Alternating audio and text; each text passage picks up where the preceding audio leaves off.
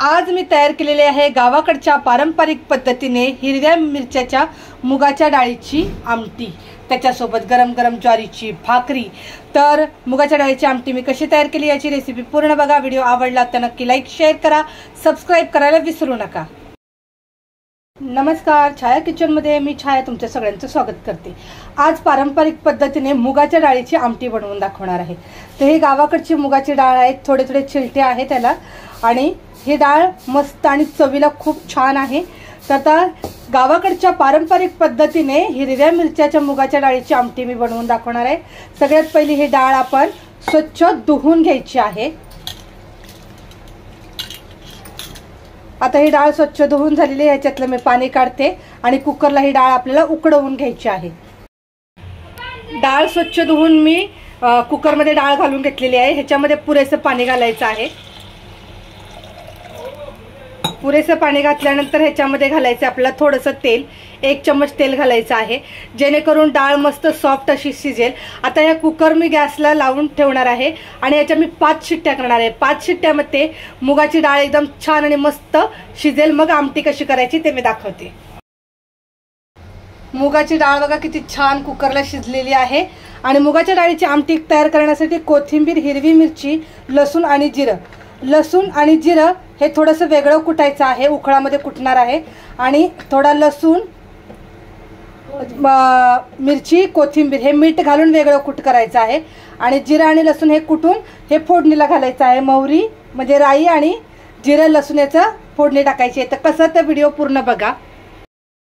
आता ही डाळ जी आहे चांगली उकडलेली आहे आणि बघा हा मिरचीचा खरडा मी तयार केलेला आहे, लसूण ठेचून घेतलेला आहे आणि जिरं आहे। तर हा जो मिरचीचा खरडा आहे हा मी ह्या डाळीत टाकून घेते आणि ही डाळ अशी मिक्स करून घेऊया आपण। चांगली मिक्स करून घ्यायची, जेणेकरून एक जीव त्याच्यामध्ये मिरचीचा खरडा झाला पाहिजे। आता बघा हे मिक्स केलेलं आहे। आता आपण मुगाच्या डाळीची आमटी बनवायला फोडणी टाकूया। कढई मी गरम करायला ठेवली होती, कढईमध्ये घालायचं आहे 2 चम्मच तेल, कारण आमटी करायची आहे त्यासाठी 2 चम्मच तेल घालायचं। तेल चांगलं गरम करून घ्यायचं आहे। तेल छान गरम झालेलं आहे, ह्याच्यामध्ये टाकायची राई। राई चांगली तडतडू द्यायची आणि राई तेलामध्ये फुटली पाहिजे, अशी राई तडतडू द्यायची, तेव्हा आमटीला छान आणि भारी चव येणार। या मुगाच्या डाळीमध्ये मी मिरचीचा खरडा घालून थोडंसं पाणी घालून घेतलेलं आहे। बघा राई चांगली तडतडली की त्याच्यामध्ये घालायचं आहे आपल्याला ठेचलेला लसूण। ठेचलेला लसूण घालून हलकासा लाल होऊ द्यायचा। आता ह्याच्यामध्ये घालायचं आहे आपल्याला जिरं। जिरं पण चांगलं तडतडलं पाहिजे तेलामध्ये। ह्याच्यामध्ये घालायची आपल्याला थोडीशी हळद। थोडीशी हळद घालते आणि आता हे सगळं मिक्स करून घेऊया। ह्याच्यामध्ये टाकूया आपण डाळ।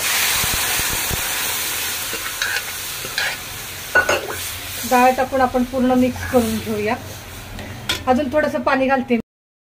आता ही डाळ घालून घेतलेली आहे। कुकरमध्ये थोडंसं पाणी टाकून मी थोडं पाणी घालून घेते, म्हणजे आमटी कशी पातळच असते। आणि मिरचीचा खरडा केलेला त्याच्यामध्ये आपण मीठ घातलेलं आहे। जर आपल्याला वाटलं तर आपण थोडंसं चाखून बघायचं, हा मीठ थोडं कमी आहे तर त्याच्यामध्ये थोडंसं मी मीठ घालते। अगदी थोडंसं आता मी मीठ घालणार आहे आणि मिक्स करून घेते। आता ह्या आमटीला चांगली एक उकळी येऊ देऊया। आमटीला छान उकळी आलेली आहे मस्त। आता आपण थोडा गॅस कमी करायचा आणि 2 मिनिटं ही मुगाची आमटी आपण शिजू द्यायची आहे, म्हणजे सगळा व्यवस्थित मीठ मसाला त्याच्यामध्ये पोचेल। गॅस कमी करून ठेवते। मुगाच्या डाळीची आमटी मस्त शिजलेली आहे, मस्त एकदम छान। आता मी तुम्हाला प्लेटमध्ये दाखवते काढून। गॅस बंद करूया। बघा मस्त गावाकडची पारंपरिक पद्धतीने मुगाच्या डाळीची आमटी, खूपच खरंच खूप छान आणि मस्त असा खमंग वास येतोय। ह्याच्यासोबत आपण आंब्याचं लोणचं किंवा फोडलेला कांदा हे खाऊ शकतो. ज्वारीची भाकर सोबत गरम गरम मस्त आहे. मुगाच्या डाळीची आमटी ही बनवलेली आहे. याची रेसिपी कशी वाटली कमेंट बॉक्समध्ये नक्की सांगा. चॅनलला सबस्क्राईब करायला विसरू नका.